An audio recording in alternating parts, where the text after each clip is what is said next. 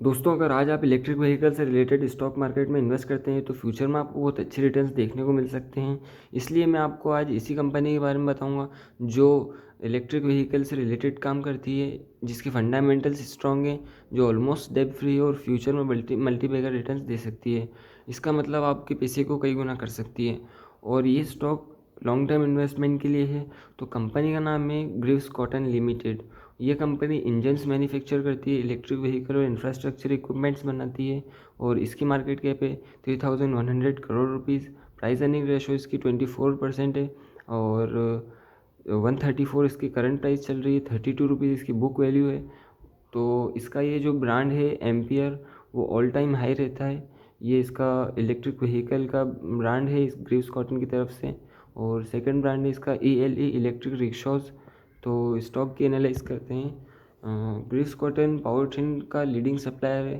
Power train का मतलब होता है जैसे इंजन की जो पावर रहती है वो व्हील्स तक पहुंचाने के लिए जो सिस्टम लगता है, उस सिस्टम को पावर ट्रेन कहते हैं। जैसे गियर बॉक्स या क्लच और इन सब चीज़ों को पावर ट्रेन कहते हैं।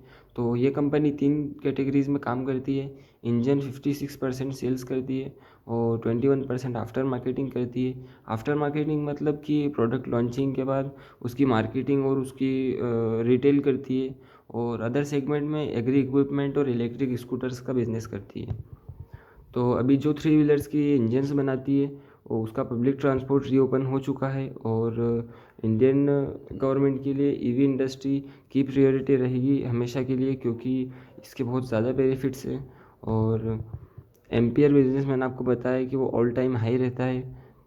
तो पॉजिटिव बात यह है ग्रीव्स कॉटन में कि ये ई मोबिलिटी बिजनेस में इन्वेस्टमेंट कर रही है और इसने तमिलनाडु गवर्नमेंट के साथ साइन भी किया है कि ई mobility business manufacturing facility Ranipet में ये सेटअप करेगी और 700 करोड़ रुपीज़ में 1 मिलियन इलेक्ट्रिक टू व्हीलर्स बनाएगी 10 साल के पीरियड के अंदर।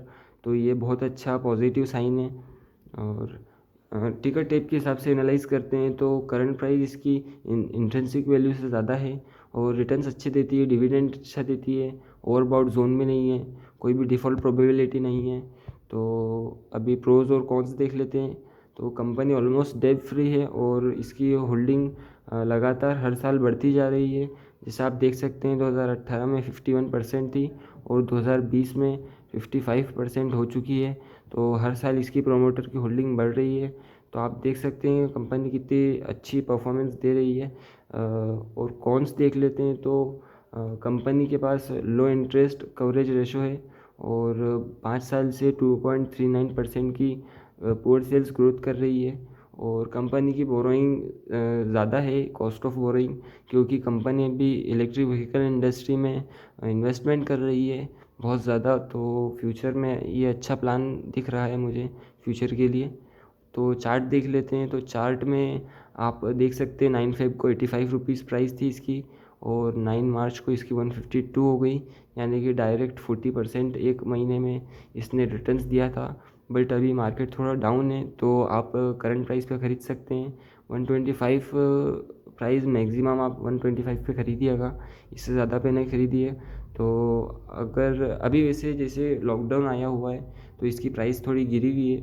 तो ये टाइम सही है इसको बाई करने का और स्टॉक होल्ड करने का। और अगर आपको लगता है कि और जानना चाहिए तो आप इसके बारे में और एनालाइज करिए, यूट्यूब पर गूगल पर सर्च करिए इसके बारे में। और हलाल इन्वेस्टिंग क्या होती है ये जानना बहुत ज़रूरी है आपके लिए, तो आप उसके बारे में भी ज़रूर जानें। तो अगर आपको और जानना है कि कौन सी कंपनी हलाल रहती है, कौन सी कंपनी हराम रहती है, तो आप हमको कमेंट बॉक्स में पूछ सकते हैं। हम उसका ज़रूर जवाब देंगे। और यहाँ मैंने 3 पॉइंट लिख दिए हैं, इन्हें भी आप देखें और इन्हें पढ़ें, समझें और हलाल इन्वेस्टिंग ही करें। ये मेरा ओपिनियन रहेगा आपके लिए। तो आज के लिए इतना ही, शुक्रिया।